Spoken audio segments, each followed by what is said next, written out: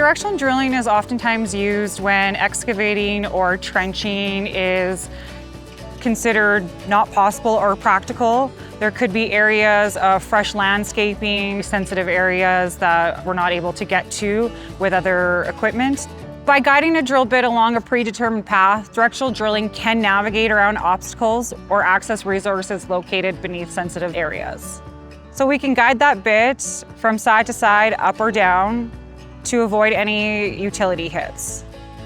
First thing you have to do is you have to make sure that all permits are in place with whoever you're working for, that you know what's in the ground, and call First Call. First Call is the company throughout Saskatchewan that contacts all subscribers, lets them know you're working there. Once those locates have been identified and marked, it is up to us to reconfirm and verify that those locates match our sketches and our maps on site. The problem is all companies aren't part of First Call. So you have to figure out on your own what other parties may have buried facilities in the area. And that is a challenge. Some areas of the city, there are multiple layers of infrastructures like water pipes, sewage systems. We have our gas lines, our power lines, and our telecommunications. Records may be outdated or just incomplete. We're also having to worry about those ground conditions shifting over time. So some utilities might be shallow while others are deeper.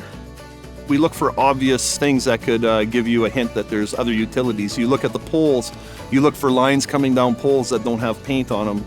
You're looking for sunken trenches where possibly somebody could have dug something in the past. You can also go to the RM office and ask them, say, hey, what utilities do you have on the ground? Once that happens, then we have our hydrovac that comes out on site. We daylight those holes. So we do daylight crossings, or you could hand expose with a shovel. And until those locates have been daylighted or exposed, it is only then we start drilling.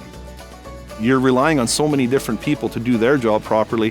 For all of our crews, we purchased line locators and we had them taught how to use them. You stop and you double check yourself with your own locator. There's a lot of utilities in the ground, a lot of abandoned stuff, and it's tough sometimes to figure out which is which. Well, we were hydrovacing and looking for a gas line, and we exposed 15 meters of the area where this gas line was supposed to be. Still couldn't find it. We were down 11, 12 feet. Still couldn't find it. The owner of the line gave us the go-ahead to drill. We poked into the bank and we found it. It was only 4 feet deep. It started hissing really loud, like a jet went off. Everyone went running. And we secured the area until the owner of the facility got there to shut the gas line off. It could have been bad. No one got hurt that time. You hit something and you have downtime. We contacted at 11 o'clock and we didn't get out of there till almost 4 o'clock. Keep exposing, don't stop looking for it. I've been at a company actually in Alberta. We hit a 4-inch high pressure gas line and they had to evacuate the town. Now, nobody got hurt, there was no explosion or anything, but it could have been bad. Depending on what you're working around and what you contact, there's different procedures for evacuating that area or getting to a point where you can make it safe. The next step is contact that facility. And depending on how bad it is, it might result in a 911 call or emergency services.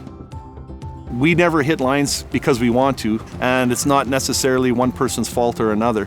But when there is a line contact, you're considered guilty until you can prove your innocence. You have to take all measures possible to make sure that you've done your due diligence to find everything you can. The costs of hitting lines, of people getting injured, is so high, you can literally bankrupt a company just by working unsafe.